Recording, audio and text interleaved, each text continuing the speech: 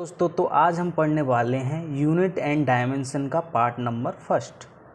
तो unit and dimension पहली बात होती क्या है, किसी चीज़ का यूनिट जैसे डिनोट करते हैं, जैसे वेलोसिटी की यूनिट जो है वो मीटर पर सेकंड होती है, जैसे फोर्स की जो होती है वह न्यूटन होती है। और उसका डायमेंशन फार्मूला क्या होता है, जैसे डायमेंशन फार्मूले को अपन लिखने के लिए कि जैसे मास को हम m से डिनोट करते हैं, लेंथ को हम l से डिनोट करते हैं, टाइम को हम t से डिनोट करते हैं, इसके ही हिसाब से हम उसके डायमेंशन फार्मूला लिखते हैं। अब आता है conversion between system of units, जैसे हम एक यूनिट से दूसरी यूनिट में कैसे कन्वर्ट कर सकते हैं, जैसे MK से CGS में कैसे कन्वर्ट कर सकते हैं।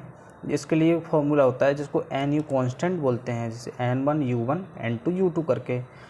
N1 में हम लिखेंगे किसी की ऐसा यूनिट लिख लिया M1 L1 T1, फिर उसका CGS यूनिट लिख लिया, तो फिर हम उसका N2 निकाल सकते हैं। उसका हम अगर N1 दिया हुआ तो N2 निकाल सकते हैं, N2 दिया हुआ तो उसका N1 निकाल सकते हैं।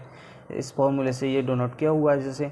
जैसे एग्जांपल से हम समझते हैं कि convert 1 Newton SI into CGS में कन्वर्ट करना है SI को।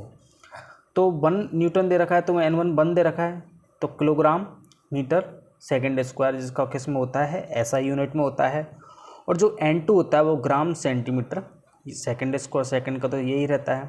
फिर हम ऐसे लिख लेते हैं 1 किलोग्राम मीटर, ग्राम को हम नीचे ले आएंगे सेंटीमीटर, फिर किलोग्राम कितना हो जाएगा 10 की पावर 3 ग्राम होता है। 1 किलोग्राम में 1000 ग्राम होता है और 1 मीटर में 100 सेंटीमीटर होता है। तो हम इसके निकाल लेंगे तो हमारा N2 कितना आ गया 10 की पावर 5, 3 2 10 की पावर 5 आ जाएगा। अब आता है टू चेक डायमेंशन करेक्टनेस, कि हम डायमेंशन को चेक कर सकते हैं कि वो करेक्ट है कि नहीं। जैसे टाइम का है तो टाइम से ये फॉर्मूला मैच कर रहा है कि इसकी डायमेंशन मैच कर रही है नहीं कर रही है। तो इसके लिए हम इसको देख सकते हैं। जैसे इसको निकालने की हम करते हैं, पूरे को हम 1/2 लिख सकते हैं, 1/2। लेंथ का कितना होता है L, और G का क्या होता है L T-2। L से L T-2 नीचे 1/2, तो ये माइनस टी होगा 1/-T1, ऊपर आके T हो जाएगा। तो ये डायमेंशन करेक्ट है। जैसे हम इसका मोमेंटम का कर सकते हैं, चेक कर सकते हैं। अब आता है कि इसको चेक करने के लिए अदर को, ये थोड़ा इनसे अलग है, तो इसको चेक करना अल्फ़ा और बीटा निकालना है। तो इसमें जैसे बीटा निकालने के लिए क्या करेंगे हम, बीटा निकालने के लिए जैसे T को 1/T कर देंगे, क्योंकि साइन बीटा, तो बीटा निकालने के लिए तो T को नीचे पहुंचा देंगे T, तो इसका आ जाएगा माइनस के T1 बीटा का। अब अल्फ़ा निकालने के लिए हम यहाँ पर करेंगे अल्फ़ा क्या है F/B², F का M1 L1 T-2 होता है, B का क्या होता है L1 T-1 का स्क्वायर। तो स्क्वायर से हम इसका निकाल सकते हैं, इसका हम ऐसे ही ट्राई कर सकते हैं, निकाल सकते हैं इजीली।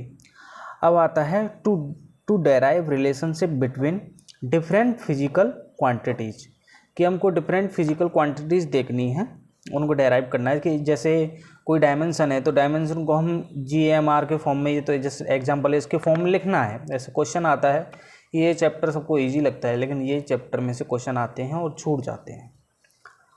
अब आता है, हम इसको एग्जांपल से समझने की कोशिश करते हैं कि जैसे टाइम है, कोई एग्जांपल है, टाइम है जो ग्रेविटेशनल कांस्टेंट है, मास है और अर्थ का रेडियस है, इस पर डिपेंड करता है। तो इसका हम इस पर ही डायमेंशन लिखनी है अपने को, इस पर डायमेंशन निकालने हैं। तो हम निकालने के लिए इसको निकालते हैं, तो M1 L0 T-2 ये तो टाइम का होता है और K कांस्टेंट है। फिर हम G का लिखेंगे M-1 L3 T-2, जिसको A से कर लेंगे, फिर M लिखेंगे जिसको उसको B से कर लेंगे, फिर L लिखेंगे, इसको C से कर लेंगे। अब हमको A B C की वैल्यू निकालनी है, तभी तो हम इसमें GMR में रख पाएंगे उसको। तो A B C की वैल्यू निकालने के लिए पहले हम देखते हैं कि सबसे ईजीली कौन सी चीज़ निकल सकती है, जो किसी में नहीं दी हो, ओनली एक में दी हो, तो उसको हम ईजिली निकाल सकते हैं। जैसे टाइम, जो टाइम है तो टाइम इन दोनों में नहीं दिया हुआ है, तो A में दिया हुआ है, तो यहाँ पर हमने कर लिया कि 2A और टाइम की क्या है इधर 1 है, तो इसके बराबर ही करनी है अपने को सारी चीज़ें। तो a कितना आ जाएगा -1/2। अब अपने को b निकालने के लिए, तो b निकालने के लिए मास देखना है, तो मास इसमें भी है, मास इसमें भी है, तो हम और मास इसमें 0 के बराबर करना था। 0 = -a, क्योंकि 1 है इधर, -a, इसमें कितना है +b। तो हम a की वैल्यू कितनी दे रखी है, a की वैल्यू इधर रखी है -1/2, तो b की भी कितनी होगी -1/2, तो b भी निकल गया। अब अपने को c की देखनी है, c को देखने के हमें लेंथ देखनी पड़ेगी। लेंथ इसमें तो नहीं है, लेंथ इसमें है, और इसमें कितनी है, इसमें तो 0 के बराबर करनी है, तो 0 = 3a + c। a की वैल्यू कितनी है 1/2, तो c की वैल्यू कितनी आ जाएगी 3/2 आ जाएगी।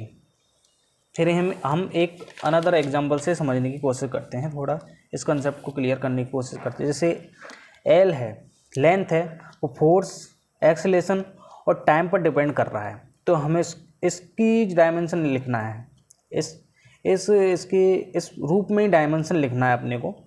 तो हम डायमेंशन लिखने के लिए सेम ही कंसेप्ट लगाते हैं। पहले लेंथ के लिए ये लिख देंगे m0 L1 T0, फिर कांस्टेंट है, फिर फोर्स का m1 L1 T-2, टाइम का वो एक्सेलेरेशन का L T-2, बीटा लिख देंगे अपन। बीटा इसलिए लिखा है क्योंकि ए से कन्फ्यूज हो जाएंगे बी से, इसलिए टाइम का गामा। अब अपने को सबसे पहले ये देखना है कि जो एक में हो, जिसको हम इजीली निकाल सकें। जैसे मास किसी में नहीं दिया हुआ है, मास किसी में नहीं दिया हुआ, इसमें दिया हुआ है, तो अल्फ़ा की निकाल लेंगे। अल्फ़ा की इधर क्या है 0 है, तो अल्फ़ा 0 हो जाएगा, क्योंकि इधर 0 है और मास की वैल्यू इधर 1 है, तो 0 हो जाएगा। अब निकालते हैं अपन बीटा। तो बीटा की वैल्यू निकालने के लिए अपन लेंथ देखेंगे, टाइम देखेंगे। तो बीटा की निकालनी है, तो अपने को पहले अपन देख लेते हैं, लेंथ देख लेते हैं। तो लेंथ इसमें है, इसमें है, मतलब 1 = लेंथ, 1 = अल्फ़ा + बीटा। अल्फ़ा तो 0 है, तो बीटा = 1। अब हम देखेंगे गामा।